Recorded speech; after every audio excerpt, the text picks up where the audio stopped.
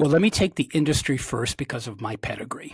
The majority of my clients are financial institutions. Because I'm a Wall Streeter, when you come from Bloomberg and BlackRock and Citadel, very well-known, prestigious organizations, they are involved in the ecosystem of global finance. And so people associate me to those companies, having been a successful executive in them. Many of them recognize if I know what the culture is like, I have succeeded despite all of the challenges. Wall Street is a very pressure-filled. Welcome to Career Coaching Secrets, the podcast where we talk with successful career coaches on how they built their success and the hard lessons they learned along the way. My name is Davis Nguyen, and I'm the founder of Purple Circle, where we help career coaches scale their business to $100,000 years, $100,000 months, and even $100,000 weeks. Before Purple Circle, I've grown several 7- and 8-figure career coaching businesses myself, and have been a consultant at 2 career coaching businesses that are doing over $100 million each. Whether you're an established coach or building your practice for the first time, you'll discover the secrets to elevating your coaching business. Hey everyone, welcome to another episode of Career Coaching Secrets podcast. I'm your host, Rexhen, and today's guest is Chuck Garcia, an executive coach, best-selling author, Columbia University professor, and mountaineer who helps leaders climb to the top both in business and in life. As the founder of Climb Leadership International, Chuck draws on 25 years of leadership experience at Bloomberg, BlackRock, and Citadel, blending emotional intelligence, compelling communication, and executive presence into transformative coaching programs. He's the author of A Climb to the Top and The Moment That Defines Your Life. And his mountaineering adventures from Kilimanjaro to Matterhorn infuse his coaching with powerful metaphors on resilience, growth, and leadership under pressure. And it's a pleasure for me to have him on the podcast today. Welcome to the show, Chuck. Well, thank you, Rexhen. It's a pleasure to be here. Thank you for coming, Chuck. So a question that comes naturally to me in this podcast for every guest that I have on the show is about understanding what sparked the beginning of you becoming a coach and then starting your own coaching business. So what inspired you to become a coach? Well, let me state for context, it was never part of my career plan. Never, in fact, as I hear my bio, everything that you described in my bio, other than the 3 words, Bloomberg, BlackRock, and Citadel, I never would have imagined I would ever do. I'm a career Wall Streeter. Right out of college, all I ever wanted to do was go to Wall Street and live that Wall Street executive life, which I did. Traveled all over the world in the service of my companies. What changed, Rexhen, and what led me and inspired me to become a coach was also unexpected. And I'll give a little backdrop here. In my many years at Bloomberg, I had 2 positions. My first position, I was head of Latin American sales. I'm bilingual, so I was able to speak one of the languages that is spoken south of the United States, and I used that language skill as an advantage to take a job that other Americans were not qualified to do. But for the next 7 years, I was the company's public spokesman. What that meant is I traveled all over the world stepping on stages. I was the public spokesman. Anytime there was an event that required somebody at Bloomberg to stand on a stage, sometimes in front of a camera, sometimes on television, to discuss or to speak of our company, that was me. What I didn't realize then was giving birth to what I do now. And now, even though from my bio you discussed coaching and my Columbia University professorship, I also spend a fair amount of time public speaking. I'm a professional speaker. So my career now is based into 3 parts. Professional speaking, executive coaching, which is half, and college teaching. I became a mountaineer for one particular reason. I was supposed to speak at the World Trade Center on 9/11 morning. If you remember from your history, that was when the 2 planes hit the North and the South Tower. And while everyone in my company, including my family, thought I was there, I was not. I was on my way and didn't make it into the building. But because the cell phones died, I was unaccounted for, and I didn't have any way to communicate that I am alive. I asked myself, when everyone figured out that I'm still alive, I asked my own question, why was that not my day to die? I lost 16 friends that day. 3 of them were my Bloomberg colleagues, and they were in their 20s.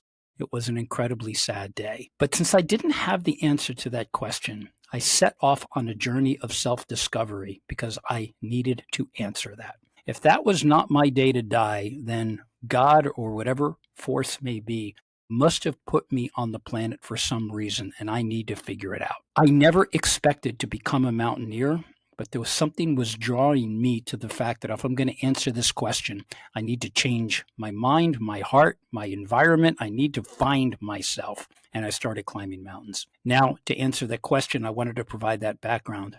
It was coming down a few different mountains, about 10 to 12 years into my mountaineering journeys, while still an executive on Wall Street. I was so inspired by the mountain guides that took me up these incredible, wonderful, challenging mountains that as I was climbing these mountains, noticing what they were doing in the service of my mountain climb, I began to make the leap that I was so inspired and grateful for them. Maybe I could find another calling in my life where I can help people. But instead of helping them to climb a real mountain, I had an expertise in public speaking. So I said, maybe, just maybe, I could people to do what I did. So it was coming down a very big mountain. In fact, I'll be on the TED stage in Luxembourg City in September talking a little bit about this evolution, that I made the decision from this day forward, I am going to go home, and instead of going to work focused on myself, I am going to go to work every day in the service of other people's success. So after that mountain climb, it was in the Caucasus Mountains in Russia.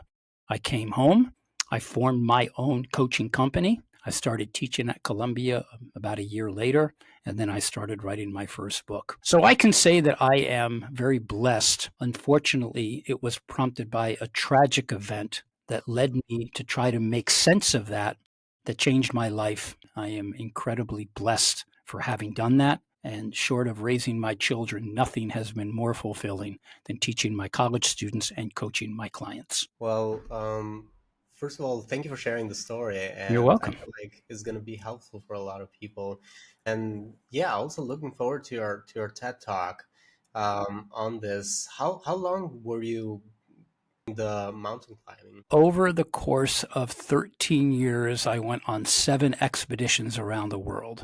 And it was my last one, which happened in 2014, my last big one. I've climbed a lot of mountains since then, but that was a multi-week expedition. I didn't know as I was, first I climbed mountains. Okay, I get this, I like this. Then I climbed another one. Then I climbed another one. Now I'm becoming a mountaineer. I am climbing these big, beautiful mountains, tallest peak in Africa, tallest peak in Europe. Now I know what that feels like to be a mountaineer. But mountaineering is a metaphor for life. And what I came to find out that how I climbed my career is not that different for how I climbed a mountain. You set a goal.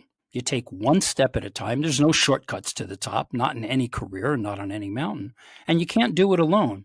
You build a tremendous community when you're mountaineering. And if you're lucky enough in your career, it's very difficult to climb a career unless you have a good community of people that you support and who support you. If you don't have that support, it's much more difficult. So I saw those parallels as I was climbing mountains. It was coming to life to me. I was seeing the of climbing a mountain were not that different from the behaviors in the leadership positions that I assumed. You got to be collaborative. You have to be cooperative. You have to be inspiring. It was the same thing. So it was a really cool revelation for me to recognize that this mountaineering journey that I was on was so parallel to my career that it just seemed to be a natural fit to be able to coach people in their career ascents. So I called my company Climb Leadership. Everything has a mountaineering edge to it. The way that I teach, my visuals, everything is mountaineering because that's my brand. But also it was a gift to me. And it's a gift that I strive to repay every day. That is so interesting. I could imagine, as you were explaining this, I could imagine like the people that you work with, thinking about your clients, it would be like a very cool retreat experience if you were to get them to come with you on a mountain climb. I've done it many times. I've You've done that already? taken my students. I have taken students on for weekend trips on in the United States. The tallest mountain in the Northeast is called Mount Washington. And in New York State, where I live, the tallest mountain is called Mount Marcy. I have taken probably 500 college students over the course of several years up to mountains, to the top of mountains and down. And to them, it is a transformative experience. Especially, I'm New York based, for people that are accustomed to city life, to get out into the mountains. Now, the mountains I take my students on are not the Matterhorn or Kilimanjaro, but it is a same mountaineering experience where my objective is to help them get a vision that this is hard. It's not easy, but that's why we do it. If it were easy, I wouldn't do it.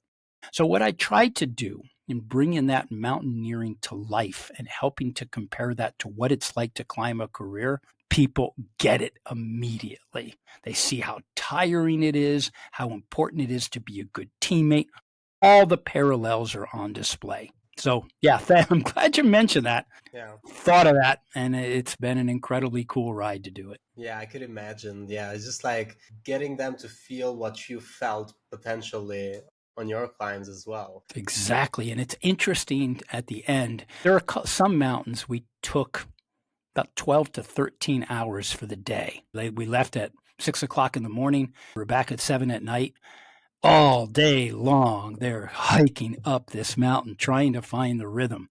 And when they get back to the cabins, we stayed in this very rural environment, and they're taking a shower and they're sitting on the couch saying, "Oh my God, that was exhausting. When can we do it again?" So to be able to see that kind of energy and the drive, no different than in careers where your curiosity is, what's the next mountain? You conquer one, then you get to another one, and that's just climbing to new heights. That's what mountaineering is. That's what career is, and why the parallel is so powerful. So would you say like something like Mount Everest would be like the final one? One could say so. I have no interest in doing that. But in a way, I have created a different concept of what my Mount Everest is. I'm involved in 2 television projects. They are in pre-production. They have not come to television yet. They're far away from that.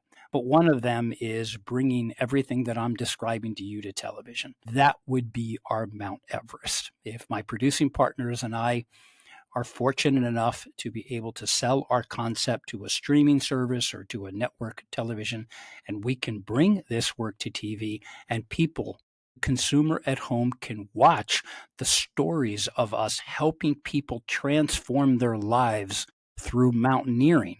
When people see that and they see people overcoming the struggle, that's something most people understand. That would be my Mount Everest. I find this so amazing because I haven't been any mountain. So I thought, And Albania has its share of mountains, does not? Yeah, it does. Yeah, it looks like a beautiful country. I haven't tried that. So yeah, I'm intrigued now. I might need to check groups here that are doing that already. So well, you have Montenegro, you have Croatia, you have Serbia. These are mountainous countries. Beautiful. And Greece, beautiful mountainous countries. And you also have the Adriatic on the other side. Such beautiful backdrop for climbing. Yeah, absolutely. It seems like you're very familiar with the area too. Well, I'm very familiar. I've been traveling in and out of Europe for 40 years. And also when I am in Luxembourg, I'll be heading to Croatia. I'll be heading to Zagreb. So I don't know the Balkan countries as well. Just when, sadly, during the civil wars in the former Yugoslavia, most of my European travel was in London, Zurich, Frankfurt, and a lot in Asia. So I never on business at the time of the wars. I just never went there, and I hadn't vacationed there. But I'm looking forward to it. What I know from the pictures, these are lovely, beautiful countries. Cool. Yeah, looking forward. If you were ever here, you could just like. I'll let you know. Yeah. Cool. Great. So, thinking about like the clients that you work with, obviously you're working with executives, with leaders. Do they fit a certain industry or a certain demographic? Do you find that there is a certain goal? How do you describe the ideal client profile? Well, let me take the industry first because of my pedigree.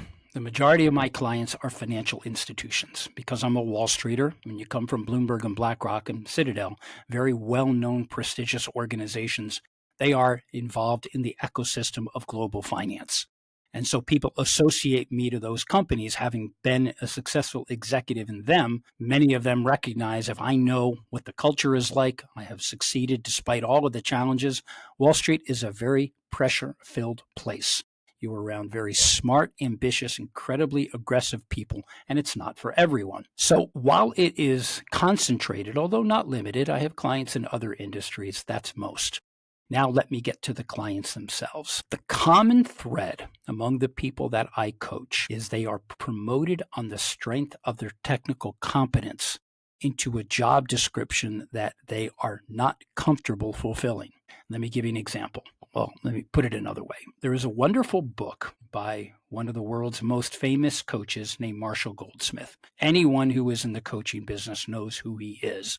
He is like the Jesus of coaching. He wrote some wonderful books, but one of them is the perfect title, and it relates to what I do in my coaching practice. And it's called What Got You Here Won't Get You There. Are you familiar with the book? I haven't read it, but it has come up in the podcast so many times. Yeah, I think anyone who's a coach who hasn't read it have to question what their coaching practice is like. It is such a valuable book because it speaks so powerfully to people get out of college.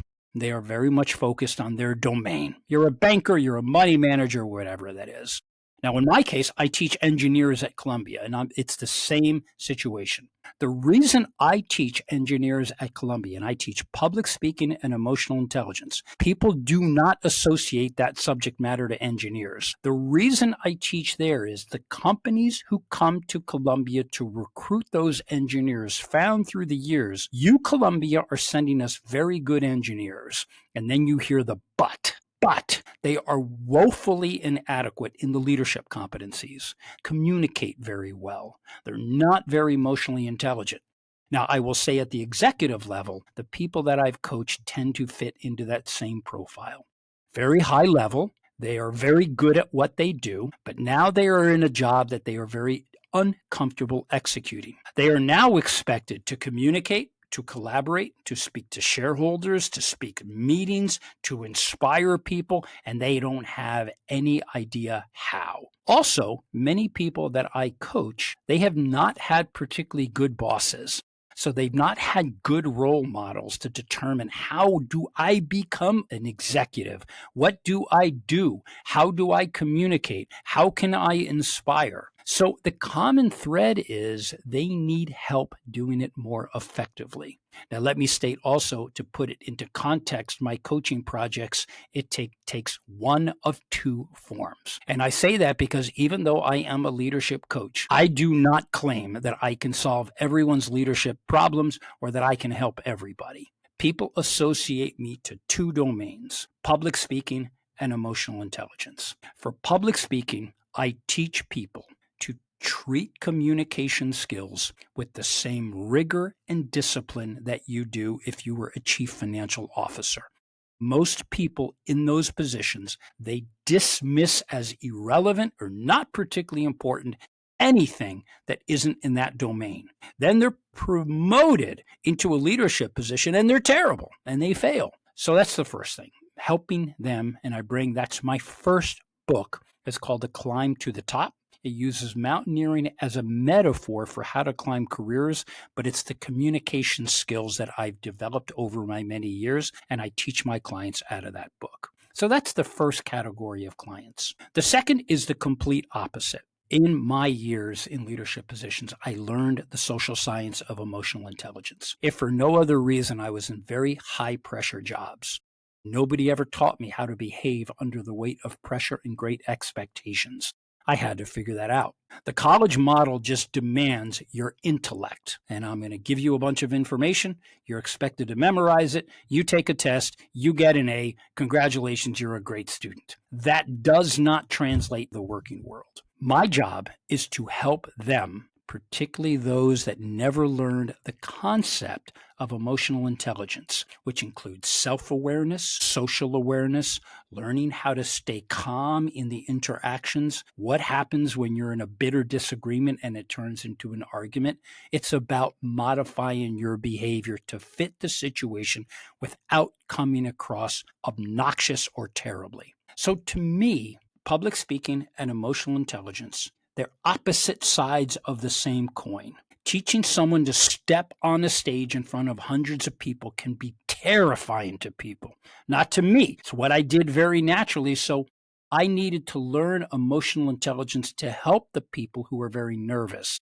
So my coaching practice is one or the other, or potentially both. I usually don't mix them. Somebody needs my help for communication. Somebody needs my help to learn emotional intelligence. It's rarely mixed. So it's one or the other. And there's no lack of people in the financial sector for either one of those. And right now, when it comes to the emotional intelligence, is there a certain book that you're recommending to people, or is it the same author? Well, there's two, and I wrote one of them, but the one that I use for my emotional intelligence assessment, if anyone wants to write this down, but it's easy to remember, it's called EQ 2.0. Written by Travis Bradberry. I think of all the, and there's hundreds of books on emotional intelligence. This, to me, I think does the best job of summarizing it. And then the best part of it, it includes a link to an assessment where after you read the book, you can take the assessment and it measures the 4 domains of emotional intelligence. I then use that as evidence and relevance to my clients, and I show them this is where you score on the emotional intelligence domains. The reason that's important, Wall Street people are very numbers oriented. They want to measure everything. And the beauty of this social science is you can measure emotional intelligence. So EQ 2.0 is a great start. And then my second book, which is called The Moment That Defines Your Life, combines the elements of emotional intelligence with the ancient philosophy of Stoicism, because Stoicism is a very behavioral philosophy. So I encourage anyone, there's other books. If you are new to emotional intelligence and you don't know what it is, or you'd like curious to figure out how can you better learn it, EQ 2.0 is a good place to start, but just Google it and you'll see all these books come up. Just pick one, start your journey, and it is amazing how much more helpful it is, not only for your career, but to be a better parent, to be a better sibling, to be a better friend. Emotional intelligence is a wonderful social science, and I encourage everyone to learn it. Thank you. Thank you so much, Chuck. So I want to get also into a part of your business that might be interesting for other coaches like yourself. When it comes to you clients or clients finding you, which marketing channel is working best for you right now? Yeah, well, clients find me. It's not, I don't work that hard to go get them. I'm very fortunate in that. Originally, when I started my business, I didn't know what would happen, but I got pretty lucky. I've been in the business for 25 years, so I have good fortune. I have a pretty big network. And when I let my network know that I'm establishing my coaching practice, there's never been a lack of business. I am always employed, and I have been for the last 10 years.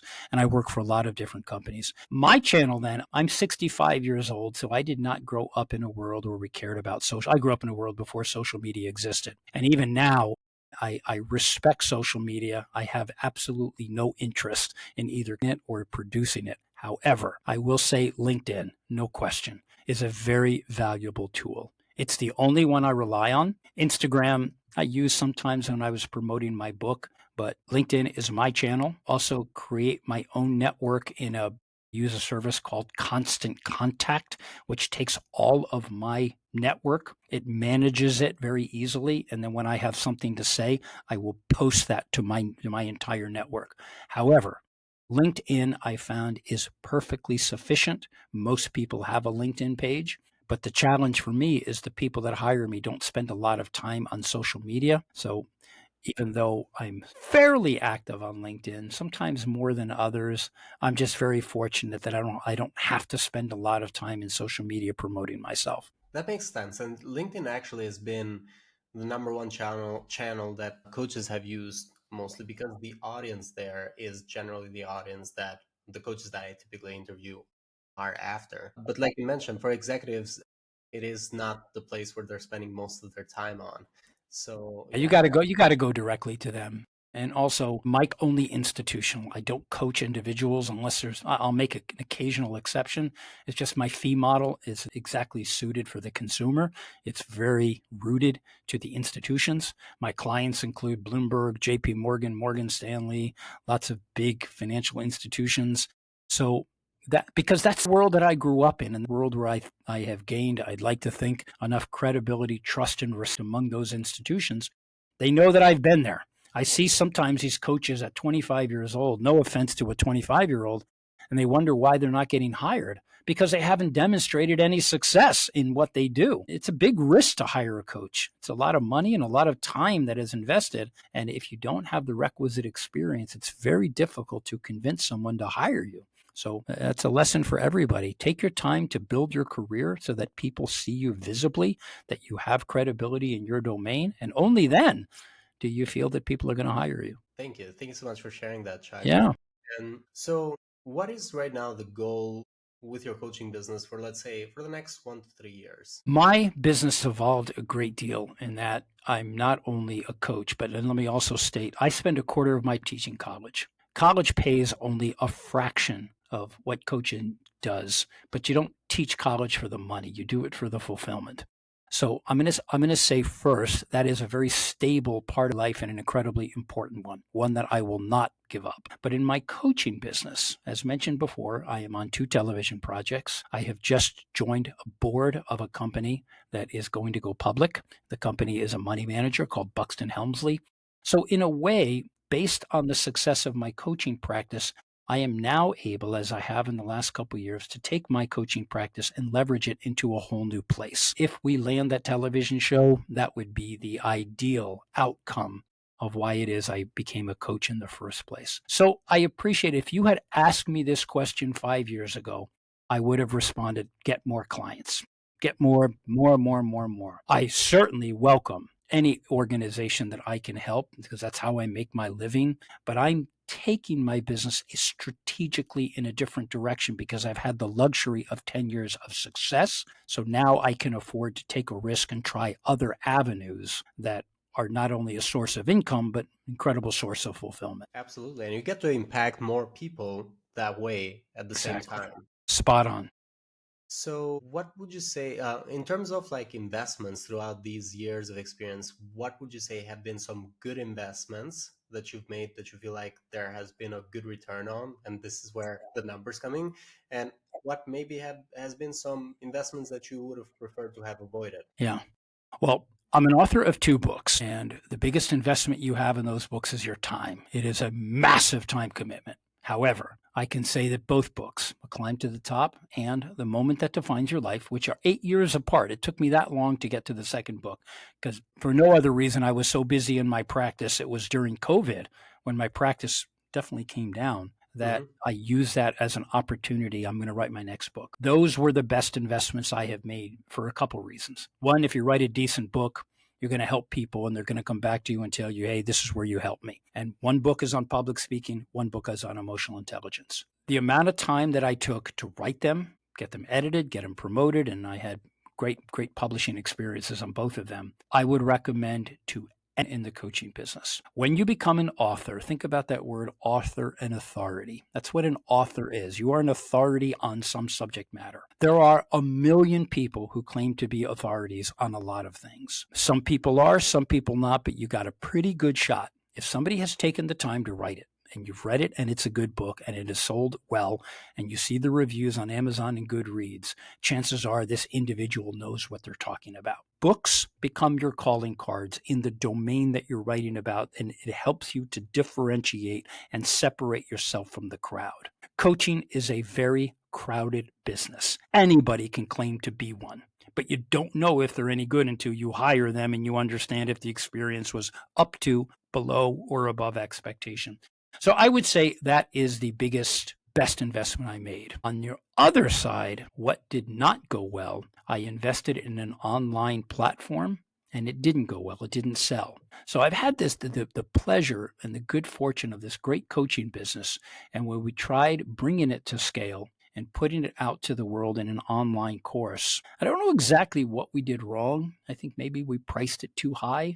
But I thought, given all of my clients and my pedigree, people would buy it. They didn't. Okay, well, we had to figure out why, so we took the course offline. We sold some, but I think it's just such a crowded market. Perhaps I didn't work hard enough to help people differentiate why this online course is different from somebody else's. And I think I'm going to accept responsibility. I could have done a better job. Cool. Thank you. Thank you for sharing both of these. You're welcome. So, right now, thinking also of your goal, what would you say is a challenge that you're trying to solve for next? I have the good fortune that I have to decide if, in fact, given the time and financial investment I've made in these TV projects, it is conceivable they are not going to fly. On the other hand, I am willing to take that risk. It is conceivable they will, and it's a big risk. So the challenge, Regen, is not are they going to fail? I hope it succeeds, but I'm always willing to take that chance. I have to decide what is the best allocation of my time, given that I am an army of one. I wanted it this way. I had no interest in building a big company and getting employees and profiting from their work. I am holding true to my values that I became a coach, particularly so I didn't have to worry about any of that. I don't want employees. I'm willing to pay people for that. But our biggest challenge is how do we scale our business, get paid to create passive income, which is really why online courses exist. But I'm taking a different direction. If we can produce television, and I am happy to go into the television studio and to be filmed on mountains or wherever it is. I'm not looking at this as how do I exit the business. That's not my objective. I will work till the day I die. I am looking at this as what can I do strategically that has the maximal impact on what it is I do for a living. And TV would be that impact. So the challenge is, do I spend a sufficient amount of time investing in that, or do I keep doing what I'm doing? If I keep doing what I'm doing, it's great. But I want to keep thinking about the next stage of my evolution so that I don't have any regrets. I see. We also thought of in order to obviously comparing it with the TV, this is not going to be as big of a thing. But I was thinking like scaling your coaching business in a way that you have more coaches that are helping you out, so that it's not your time that is actually the bottom line. Is that you just get more coaches to train yourself. Yeah. And I've given that thought and I've said no every time. I don't want to do that. I work for a company that does that. There is a company I work for. They have a lot of coaches like me. They have a lot of relationships. And when their clients ask them, hey, we need a coach to do this, they go into their coaching network and I'm one of them. I have thought about that, but anyone that does that, you're bringing on an entire new set of stresses, anxiety, other things. One, I don't want to do it. Two, I don't need to do it. So I think it's wonderful that people that do, but I know when people hire me, they want me. And I take that with a compliment and with great humility. They don't want someone else. That's okay with me. I see. That makes a lot of sense. That's a good point, actually. When they're asking for you, they want you. That makes a lot of sense. This has been great, by the way, so far. So thank you so much for your time. My pleasure. The final question is, what advice would you give to other coaches who are looking to scale their impact just like you are? Yeah, I appreciate that. Thank you for having me. To the other coaches, first is a recognition. It's a lot harder than you think. I think a lot of people come in, rightfully so, with great idealism. Oh my God, look at all the people I'm going to help. I'm going to help them be the best that they can be. This is a business just like any other that demands revenue and profits. And if you don't do that, it's going to be very difficult to pay your bills. I would encourage every coach, if there is a book inside of you, do not be trapped in the limiting beliefs that you can't write one. If you're good at what you do and you're a decent storyteller, and you have a good editor, you can write a book, even though it's an investment in your time. You can even self-publish it. Now, I had a very good advantage. My last publisher was it's Post Hill Press, but Simon & Schuster was behind my book. It doesn't matter anymore. If you've got a book to write and you have the capacity to get it self-published, use this as your calling card and leverage your differentiation. Telling people how much you care, I'm a good coach, I can help you. Yeah, you may, but people are not going to believe it. A lot of people have been burned in coaching projects where the coaching did not live up to their expectations. So they're very squeamish and they're very skeptical. This is also a referral business. Best way to grow is somebody tells their friends, their clients, their colleagues about us, which means that every project matters. I encourage anything a coach can do that solidifies your reputation as a thought leader and as a coach. So whether it's a book, whether you are a regular publisher on LinkedIn, if you are an author for Forbes, if you're on CNBC talking about it, Those are the external validations that you're going to need. And then lastly, this is the most important one. Your network is your customer base. Putting stuff on social media and hoping for the best can work for some time, but don't have to stray too far from the people that you reach out to them. Everybody needs coaching. They just don't know it. Some can't afford it. But if you work for a decent company that has the funding to do it, stick within your smaller network rather than trying to be everything to everybody. Someone once told me the riches are in the niches. Stay narrow in your domain. Don't claim to do too much. Stick to what you do best and go deep on that. That is my advice. Thank you. Thank you so much, Chuck. You're welcome. Great advice, even from my marketing perspective. It's easier to market when you are reaching to a specific group of people versus when you're trying to appeal to everyone. So absolutely good advice on that. Thank you for coming to the podcast. You're welcome. It's my pleasure. For anyone who wants to reach out to you or connect with you, they can go into LinkedIn, Chuck Garcia. They'll be able to find you there. They can go into your website, chuckgarcia.com. And there's a contact tab on there. You can always do that. So those are the best places to reach me. Or I'll give you my email. You can always reach out to me directly. My email is info, I-N-F-O, at climb, as in climb a mountain, leadership.com. Info at climbleadership.com. That comes to me directly. Thank you. Thank you so much, Chuck. Thank you for today. It was a pleasure. That's it for this episode of Career Coaching Secrets. If you enjoyed this conversation, you can subscribe on YouTube, Spotify, Apple Podcasts, or wherever you're listening to this episode to catch future episodes. This podcast was brought to you by Purple Circle, where we help career coaches scale their business to $100,000 years, $100,000 months, or even $100,000 weeks, all without burning out and making sure that you're making the impact and having the life that you want. To learn more about our community and how we can help you, visit joinpurplecircle.com.